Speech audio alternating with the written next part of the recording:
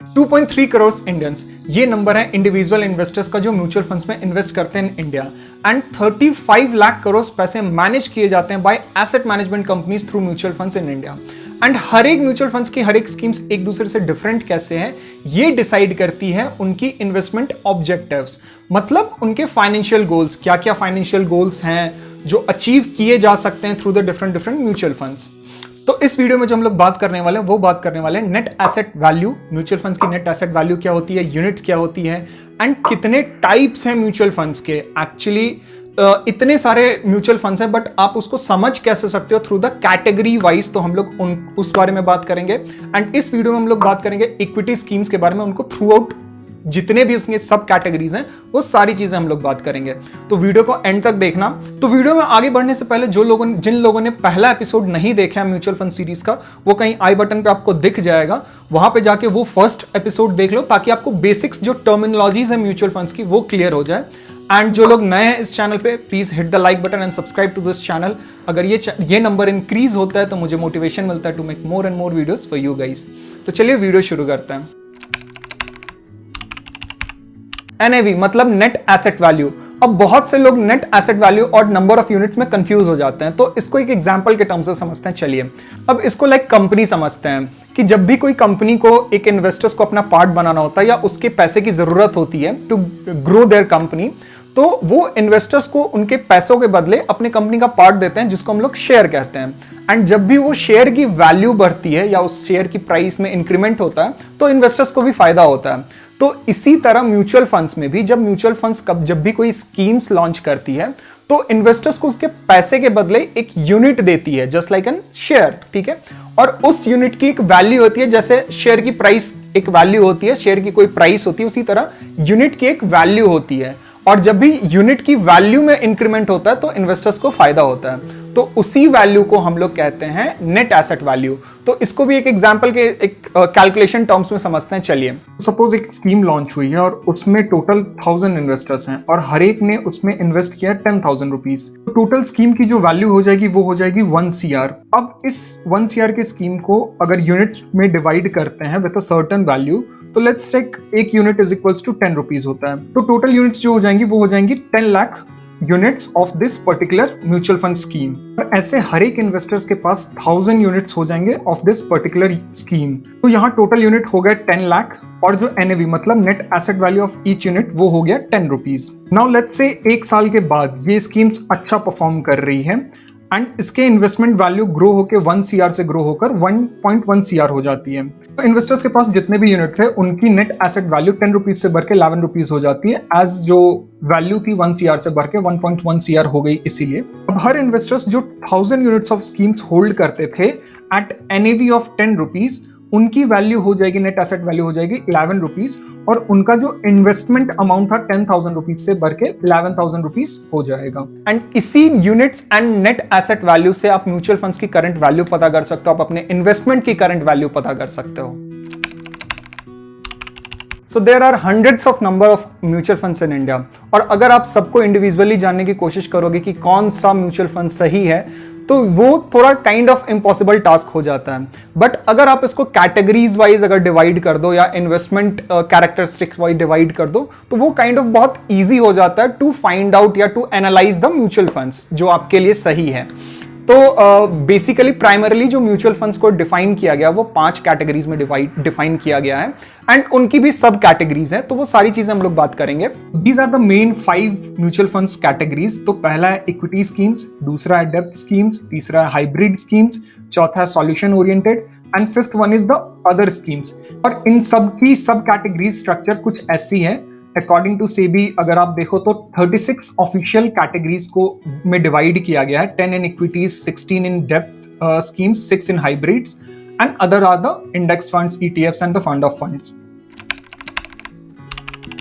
So one of the most popular category है among the investors, retail investors, and नाम से खुद ब खुद पता चल रहा है कि इस कैटेगरीज के स्कीम्स में जो है इन्वेस्ट किया जाता है स्टॉक मार्केट में जितनी भी लिस्टेड कंपनीज हैं उनमें। हालांकि इक्विटी स्कीम्स में इन्वेस्ट करने के लिए जनरल जो फिलॉसफी होती है वो सेम ही होती है, टू जनरेट वेल्थ। तो चलिए जानते हैं इनकी सिमिलर जो सब कैटेगरीज हैं उनके बारे में। इस सब कैटेगरीज में आगे बढ़ने से पहले आपको इक्विटीज के कंपनीज की कुछ कैटेगरीज के बारे में बता देता हूं, जो उनके मार्केट कैपिटलाइजेशन के अकॉर्डिंग उनको डिवाइड किया गया। मतलब इतने नंबर ऑफ कंपनीज हैं लिस्टेड इन स्टॉक मार्केट, तो उनको एक कैटेगरीज वाइज डिवाइड किया गया, जो कि मार्केट कैपिटलाइजेशन होता है। मार्केट कैपिटलाइजेशन क्या होता है कि जितने एक्सचेंजेस पे वो कंपनी लिस्टेड है, उनमें जितने नंबर ऑफ शेयर्स हैं और उनकी जो शेयर प्राइस है उनको इनटू करके जो सबसे ज्यादा वैल्यू की जो स्टॉक्स होगी उनको टॉप पे रखा जाता है। तो पहले इनको जान लेते हैं। तो अब बात करते हैं सब कैटेगरीज की। इस फंड का इन्वेस्टमेंट इंडिया की टॉप 100 कंपनीज में किया जाता है, जो कि मार्केट कैपिटलाइजेशन से सबसे लार्जेस्ट होते हैं। एंड इस फंड की जो एक्सपेक्टेशंस होती है कि ये जो सारी कंपनीज हैं वो सारी मार्केट लीडर्स होती हैं, जिन जिन इंडस्ट्रीज से ये बिलोंग करती है। तो these are suppose to be stable and safe. Just take an example like TCS, Infosys, Reliance, HDFCs and all those things. तो यहाँ पे एक एग्जाम्पल के तौर पे आप एक large cap mutual fund scheme की पोर्टफोलियो देख सकते हैं, जो कि axis bank blue chip fund है। तो इस फंड में जो फंड की टोटल एसेट होती है उसका 80% लार्ज कैप स्टॉक्स में इन्वेस्ट किया जाता है, और हर स्टॉक्स का डिफरेंट अपना वेटेज होता है। मतलब किस स्टॉक्स का कितना वेटेज होगा टू इंटायर पोर्टफोलियो, ये काम होता है डिसाइड करना फंड मैनेजर का। एंड बाय द वे आपको ये बात पता होगा, बाय रेगुलेशंस हर एसेट मैनेजमेंट कंपनीज मंथ के में एक बार अपना पोर्टफोलियो डिटेल्स शेयर करती है। तो आप किसी भी एसेट मैनेजमेंट कंपनीज के वेबसाइट पे जाके कोई भी फंड की पोर्टफोलियो डिटेल्स देख सकते हो उसके स्टैट्यूटरी डिस्क्लोजर में। तो अब बात करते हैं इस स्कीम की एजेंडा की। तो पहला है capital appreciations with the line of market, and दूसरा है लो वॉलेटिलिटी, मतलब as compare to the mid cap and small cap stocks. तो इन सिंपल वर्ड्स में अगर मैं आपको समझाऊं तो इन्वेस्टर्स वेल्थ क्रिएशन ढूंढते हैं with low risk on their capital. और ये जो सारी कंपनीज हैं वो अपने अपने इंडस्ट्रीज में, अपने अपने सेक्टर्स में मार्केट लीडर्स होती हैं। तो जैसे जैसे कंपनीज मतलब कंट्री में ग्रोथ आता है वैसे वैसे ये कंपनीज भी ग्रो करती है। एंड वॉलेटिलिटी की अगर बात करें, रिस्क की बात करें, तो इनका एक ही एंटीडोट है, टू गिव अ टाइम। आप जितना ज्यादा टाइम दोगे उतना अच्छा आपको रिटर्न मिलेगा। More time more returns. अब यहाँ पे आपके कुछ लार्ज कैप फंड्स और उनके 10 इयर्स की परफॉर्मेंस आप देख सकते हो। तो की पॉइंट यही है to invest in mutual funds कि आपको अच्छे रिटर्न्स के लिए आपको एक अच्छा टाइम होराइजन देखना चाहिए। Mid cap funds and small cap funds. तो मिड कैप फंड्स में मिड कैपिटलाइजेशन के स्टॉक्स में इन्वेस्ट किया जाता है, एंड स्मॉल कैप फंड्स में स्मॉल कैपिटलाइजेशन के स्टॉक्स में इन्वेस्ट किया जाता है। एंड दोनों जो है वो काफी वॉलेटाइल और काफी रिस्की होती है, बट इसके रिटर्न्स भी वैसे ही होते हैं। High risk and high return वाले स्टॉक्स हैं, मतलब स्कीम्स हैं। तो अगर आप इसको शॉर्ट टर्म्स के लिए देख रहे हो तो ये स्कीम्स बिल्कुल इस चीज के लिए नहीं है। तो यहाँ पे आप mid cap and small cap के शॉर्ट टर्म रिटर्न्स देख सकते हो, जो कि थोड़े बहुत नेगेटिव्स में आपको दिख रहे होंगे। तो अब ये रिटर्न्स कैसे देखना है एंड म्यूचुअल फंड्स कैसे फाइंड आउट करना है, तो वो इस सीरीज के आने वाले वीडियोस में मैं बताऊंगा, so don't worry about it. तो इन दोनों की अगर एसेट एलोकेशंस देखें तो एटलीस्ट 65% ऑफ एसेट, मतलब एसेट का 65% या तो स्टॉक स्मॉल कैप स्टॉक्स में होने चाहिए, या मिड कैप, अगर मिड कैप फंड है तो मिड कैप स्टॉक्स में एटलीस्ट 65% होने ही चाहिए। बाकी के जो 35% है वो एलोकेट हो सकते हैं डिफरेंट सेगमेंट्स में। और अगर इन फंड्स को लार्ज टाइम होराइजन पे अगर हम देखें तो ये लार्ज कैप से काफी बेहतर रिटर्न देते हैं, बट हाँ उनसे ज्यादा रिस्की भी होते हैं। अब इस फंड में large cap stocks and mid cap stocks दोनों में इन्वेस्ट किया जाता है, और इसका जो एसेट एलोकेशंस है वो 35% ईच होना चाहिए। मतलब अगर कोई लार्ज मिड कैप फंड है तो उसमें से अगर पोर्टफोलियो में लार्ज कैप स्टॉक्स हैं एंड मिड कैप स्टॉक्स हैं, तो एक में लार्ज कैप स्टॉक्स 65% भी हो सकता है एंड मिड कैप स्टॉक्स 35% भी हो सकता है। तो मिनिमम क्राइटेरिया जो है किसी एक का, either it can be a large cap stocks और मिड कैप स्टॉक्स, 35% मैंडेटरी है।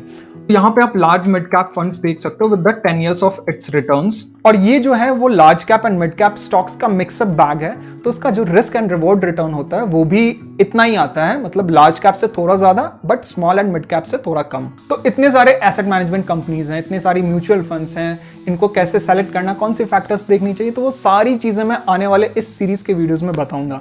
तो मेक श्योर कि आप जो वीडियो देख रहे हो तो वो आप चैनल को सब्सक्राइब करो, ताकि आप आने वाले वीडियोस को आप मिस ना करो। सो एज नेम सेज कि ये जो फंड है वो large cap stocks, mid cap stocks, small cap stocks, ये सारे स्टॉक्स को मिला के एक इन्वेस्टमेंट क्रिएट करती है। एंड फंड मैनेजर फ्री होता है to choose stocks from entire stock market, एक डाइवर्सिफाइड पोर्टफोलियो क्रिएट करने के लिए। बट इसका जो एक मैंडेटरी रूल है वो ये है कि जो एसेट की वैल्यू है वो 65%, एटलीस्ट 65% जो है वो इक्विटी सेगमेंट्स में इन्वेस्टमेंट होना ही चाहिए। तो ये है एसबीआई का मल्टी कैप फंड्स की पोर्टफोलियो, और यहाँ पर आप mix mid cap, large cap, small cap के स्टॉक्स देख सकते हो। वैसे अगर आप किसी एसेट मैनेजमेंट कंपनीज के लार्ज मिड कैप फंड को और मल्टी कैप फंड को कंपेयर करोगे तो आपको दिखेगा जो स्टॉक्स की जो परसेंटेज है वो लार्ज मिड कैप स्टॉक्स ही है काइंड ऑफ, क्योंकि रीजन यही है कि जो इंडिया में स्मॉल कैप स्टॉक्स होते हैं उसमें वॉलेटिलिटी बहुत कम होती है, जिसकी वजह से एसेट मैनेजमेंट कंपनीज को इन्वेस्ट करने में प्रॉब्लम होती है इन स्मॉल कैप में with chunks of money. Generally अब तक जितने भी फंड्स थे उनकी पोर्टफोलियो में जितने भी स्टॉक्स हैं वो एवरेजली 60 to 70 स्टॉक्स होते हैं, और ये इनका एक कॉमन थ्योरी है कि जितने नंबर ऑफ स्टॉक्स होंगे उतना कम रिस्क होगा, बट ये भी तो जितना कम रिस्क उतना कम रिटर्न भी। बट ये जो फोकस्ड फंड है उनके पोर्टफोलियो में मैक्सिमम जो नंबर ऑफ स्टॉक्स की वैल्यू होती है वो 30 होती है, जिनकी वजह से उनका जो पोर्टफोलियो एक कॉन्सेंट्रेटेड पोर्टफोलियो बन जाता है। तो फंड मैनेजर काफी कन्विक्शन के साथ इन स्टॉक्स में इन्वेस्ट करती है। अब कॉन्सेंट्रेटेड पोर्टफोलियो है तो रिस्क एंड रिवॉर्ड दोनों हाई होगा as compare to other investments. यहाँ है कुछ फोकस्ड फंड और उनके absolute returns over the past 10 years. अब डिविडेंड फंड्स को लेके काफी कंफ्यूजन और मिथ्स है लोगों के बीच में कि अगर वो डिविडेंड यील्ड फंड्स में इन्वेस्ट करेंगे तो उनको टाइम टू टाइम डिविडेंड्स मिलता रहेगा, बट ऐसा नहीं है। डिविडेंड यील्ड फंड्स जो है वो उन कंपनीज में इन्वेस्ट करती है स्टॉक मार्केट के जो डिविडेंड प्रोवाइड करती है इन जनरल, और वो डिविडेंड जब कंपनीज एसेट मैनेजमेंट कंपनीज को वो उन कंपनीज के थ्रू डिविडेंड आता है तो उनकी वजह से उस फंड की नेट एसेट वैल्यू इंक्रीज होती है, मतलब एनएवी की वैल्यू बढ़ती है, ना कि आपको टाइम टू टाइम डिविडेंड मिलता है। ये जो फंड है वो टैक्स सेविंग्स फंड होती है। Under section 80C income tax act 1961 के अंडर आप अपने इन्वेस्टमेंट अमाउंट पर टैक्स एग्जेम्प्ट करवा सकते हो, मतलब एक फाइनेंशियल ईयर्स में आपने जो इन्वेस्टमेंट किया है उसको शो करके आप अपने टैक्स बर्डन को कम कर सकते हो, बट इसका जो लिमिट है वो आप 1.5 लाख रुपीस ही है।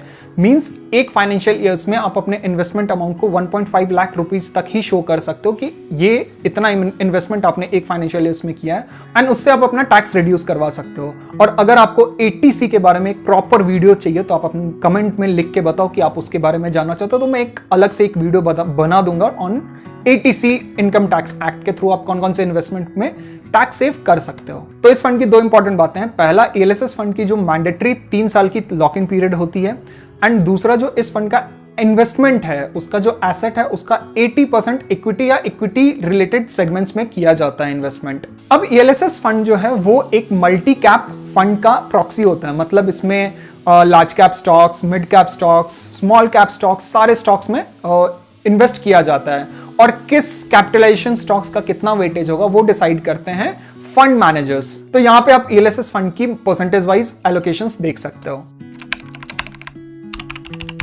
इन फंड्स में जो एसेट्स होते हैं उनकी 80% इन्वेस्टमेंट किसी एक पर्टिकुलर सेक्टर्स लाइक बैंकिंग हो गया, फार्मा हो गया, या किसी एक थीम को लेके just like an infrastructure theme या टेलीकॉम थीम, इसमें इन्वेस्टमेंट की जाती है। तो सेक्टर्स की अगर बात करें, अगर बैंकिंग सेक्टर में इन्वेस्ट करना है तो इनके पोर्टफोलियो में stocks like HDFC banks, Axis banks, ICICI banks, SBI banks, इन जैसे स्टॉक्स में इन्वेस्ट किया जाता है। तो अगर थीम की अगर बात करें तो अगर इन्वेस्टमेंट इंफ्रास्ट्रक्चर थीम पर है तो उनके पोर्टफोलियो में स्टॉक्स होंगी related to the infrastructure, construction companies, toll collection companies, cement companies, steel companies, telecoms companies, power companies. In short अगर समझो वो सारी कंपनीज जो एक कंट्री के इंफ्रास्ट्रक्चर को डेवलप करने में काफी हेल्प करती है, तो उन सारे स्टॉक्स में इन्वेस्ट करती हैं। तो ये था हमारा second episode of mutual fund series, and I hope इस वीडियो को देखने के बाद आपको इक्विटी स्कीम्स के ऊपर काफी ज्यादा क्लैरिफिकेशंस आ गया होगा। एंड फिर भी अगर कोई डाउट है तो आप नीचे कमेंट में लिख के हमें बता सकते हैं। एंड नेक्स्ट एपिसोड में हम लोग बात करेंगे कि डेथ फंड स्कीम्स क्या होते हैं, हाइब्रिड फंड स्कीम्स क्या होते हैं, बट उसको जानने के लिए आपको क्या करना होगा, लाइक करें, शेयर करें and subscribe to this channel. And एम करते हैं इस बार 10 लाइक्स के लिए। अगर 10 लाइक्स आते हैं तो मैं जल्दी वो एपिसोड शूट करूंगा और अपलोड करूंगा। एक तो लाइक और शेयर ठोक दीजिए, महाकाल का दबा के लाइक और शेयर ठोक दीजिए। तो till then thank you and happy investing.